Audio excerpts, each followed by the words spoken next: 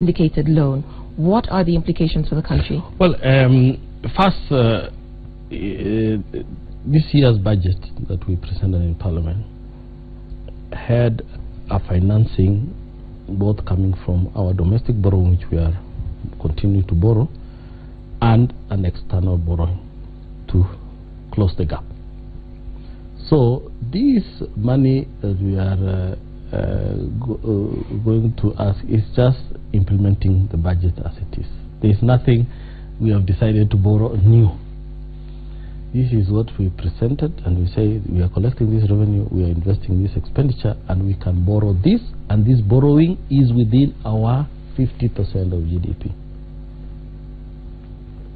So what we are borrowing is just within the framework that I think that's the most important thing.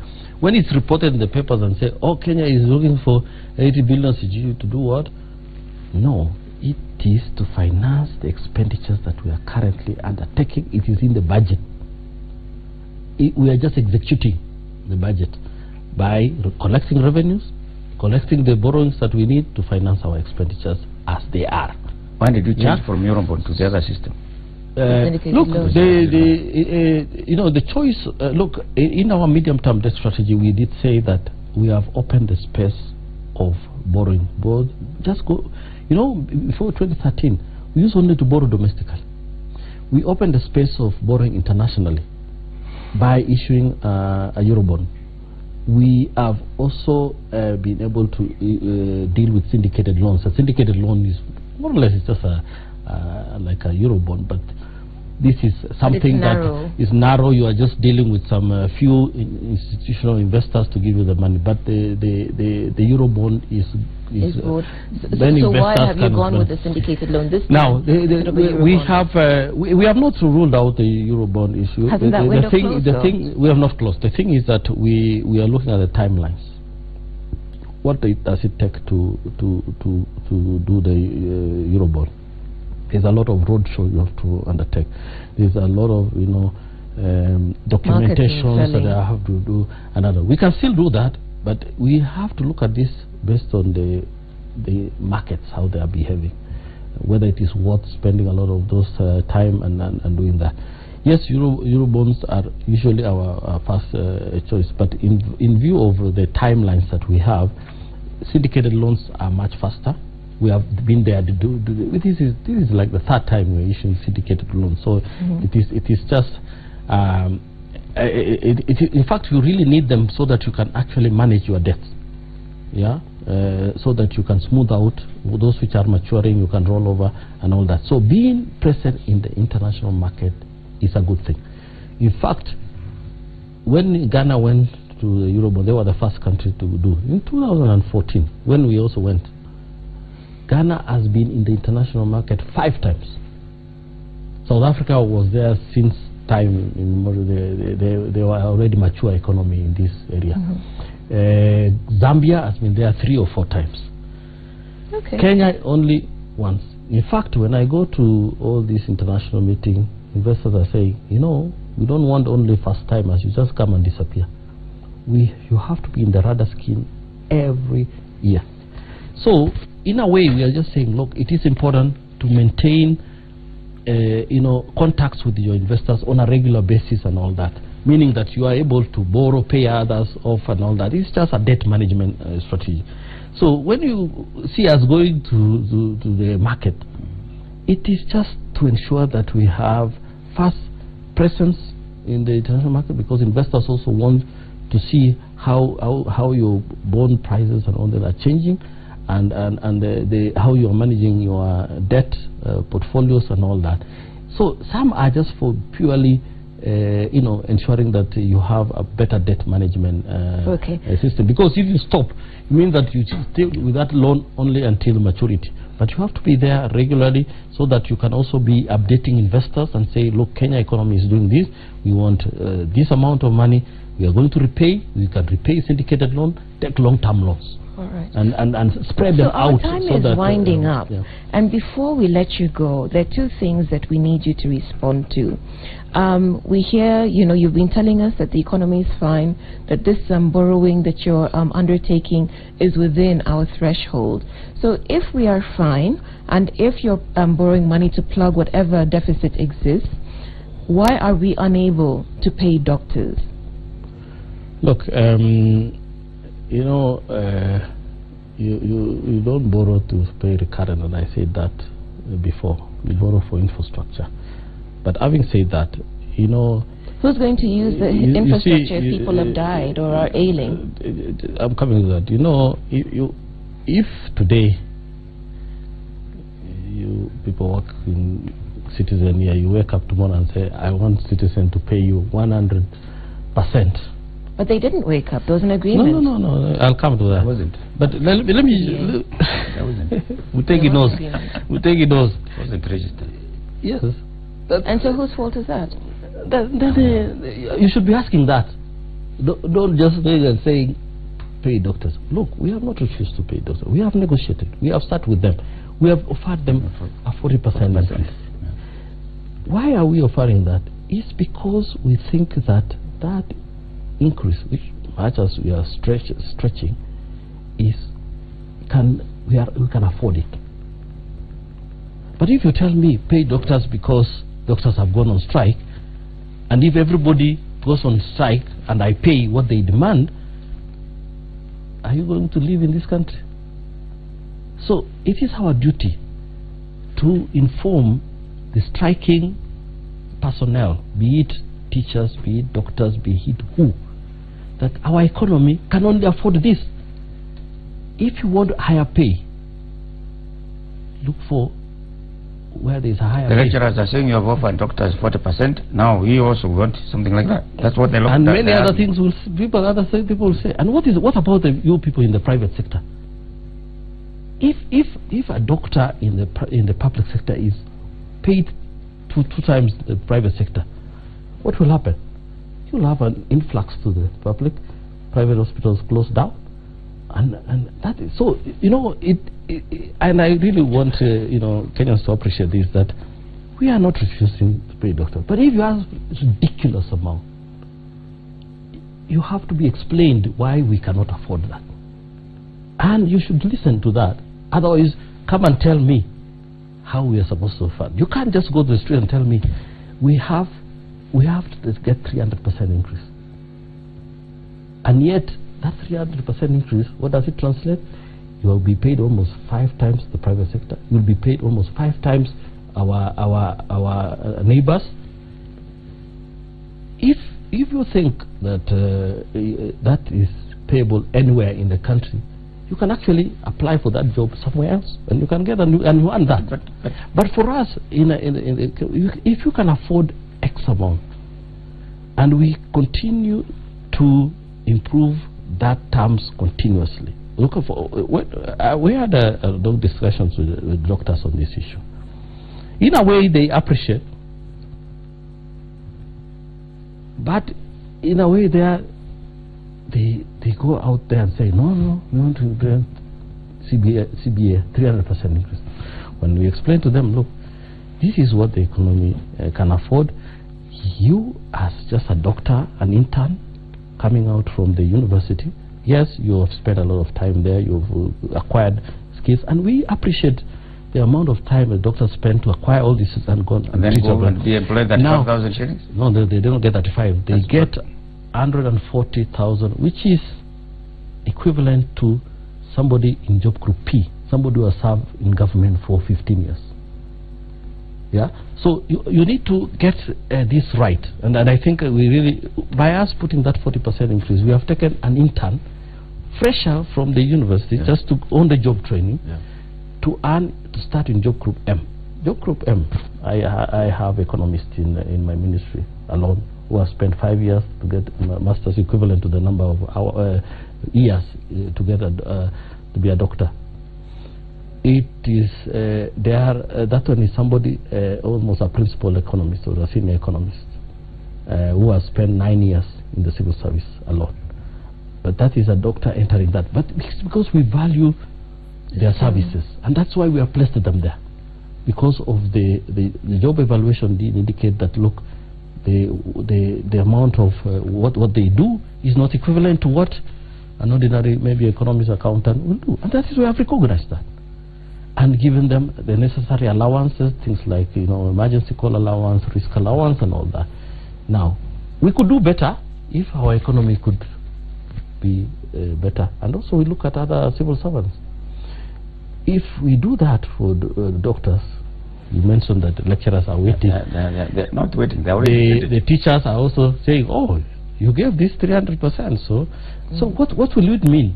We have about almost 400 or 500 civil servants. 400,000 civil servants. So if we were to pay that, what you are just saying, that pay the doctors what they demand, I mean, I don't know, are you ready to be taxed more? Okay. Are you ready to ask to borrow more to pay that? No. The answer would definitely be no. Okay. But then why is it that we don't try to understand the other side of the story? Okay, so you've presented the other side, your side. The other issue I'd like you to respond to, our official time is over. You have read today's papers, and you will know that the governors are very upset with you, and they accuse you of frustrating them. You have accused them of leaving emergency funds idle, and they have in turn accused you of not dispensing cash on time, but also of using this financial management system which is vulnerable to manipulation by your own officers. So that when we hear governors saying, look, some money has been lost, we had the governor of Wajir here on Cheche recently saying that a few of them have caught instances of monies being diverted from their accounts. And part of the problem is that they don't have control over those accounts. All that control resides within your ministry. Right. First, you know, our job is just to publish facts as they are. But one can choose to publish facts or to spin the facts. We have just provided information to the public as required for us in the law. Somebody can choose to interpret those numbers, and if those numbers mean something to them in terms of political things, they will react politically and say that. But look, it's a fact that every month we see almost 30 to 35 billion lying in the central bank. But isn't that a monthly allocation? No. That is constantly since we started devolution. If I want to, I can plot that graph, and you'll see it is oscillating between 28 to 40. So I've just taken 33, 32 as the average. That is a fact. If you deny that, we can go and you print the accounts in the central bank. The reason why we are saying that, you put obstacles for them to take the money. I'm coming to that. Yes, you know, but so everybody has to find a reason, you know. Because when the facts come on the I'll table, move you along because of time, and I know that you have other engagements. No, but I want to finish this thing because really, you know, somebody cannot just start waking up and just say, oh yeah, when you see we have put the facts there, you start and say, oh, we are not assessing it because of IFMIS, because of that. That's just finding a scapegoat. Is it really? But it's not logical. Who doesn't want money? Yes. It's not logical. Why would they want to blame the money there? The reason, and that is the reason why we are saying that, look, do you fix your capacities to absorb these funds? But and we are helping. IFMIS? We you see, because you're pointing the finger at them, but IFMIS, as we understand it, was adopted wholesale. And what we needed to have done was to have adapted the system to our new devolved setup. And yes, that hasn't been done. We have adapted it to the setup. Then why don't counties have access? Why don't they have passwords? They have access. Look, they have access on this thing. You know, you're believing their story before you even listen. Well, you're here. That's why I want to explain. Okay. That's why I want to explain. Now, IFMIS is a system that we have prescribed for all our public financial management, both at the ministry level and and the county. By the way, if we didn't have IFMIS, the story would be something else. The reason why sometimes governors are fighting this thing is because of the transparency that the IFMIS has brought. Issues of, you would not have actually traced the issues of NYS. You would not have traced those issues in Kilifi, issues on those in Kakamega or whatever counties that are faced. And we have engaged those governors. They know the truth. They don't tell you because you know them. They have a forum where they can sometimes sit in the state in a podium and just say IFMIS. The fact is that even in the issues of Kilifi and all that, we printed exactly. We tracked who accessed it and everything, and we printed and we showed the governor. We did it in Makueni. For NYS the same. By the way, if it was a manual system, you would not have even known what has happened. Because people will just say, oh, file has disappeared and all that.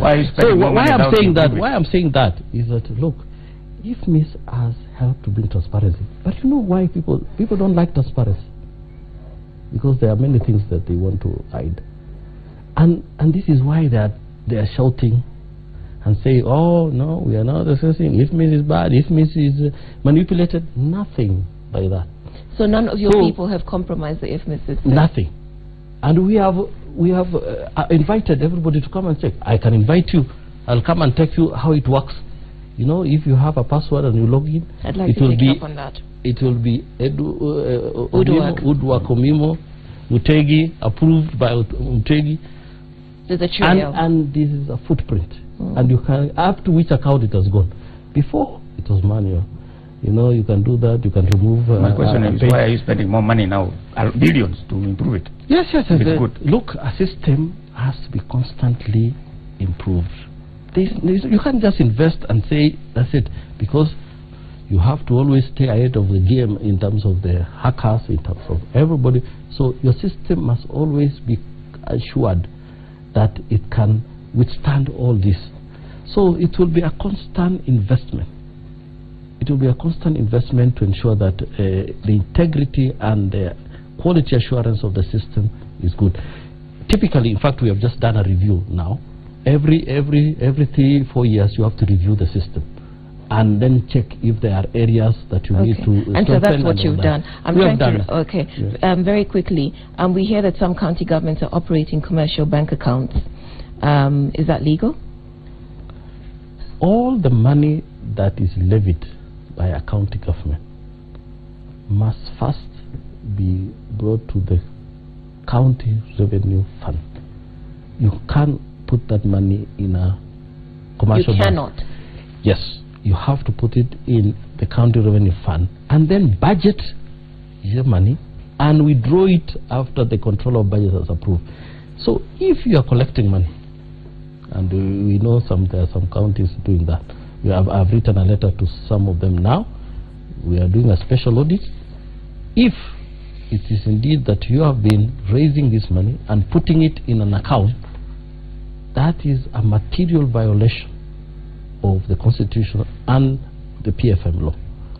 It invites us to even stop funding that county and we take over that function. Okay. So we have not reached there, but we are going to reach there if it is certainly 100% proved. We are now doing that full investigation, and this has to be very clear. It is one of the biggest violations of the PFM, because what does it mean? It means that I can come and tax Mutegi here and then put the money in an account and spend it. Public money is not spent like that. Public money must be appropriated.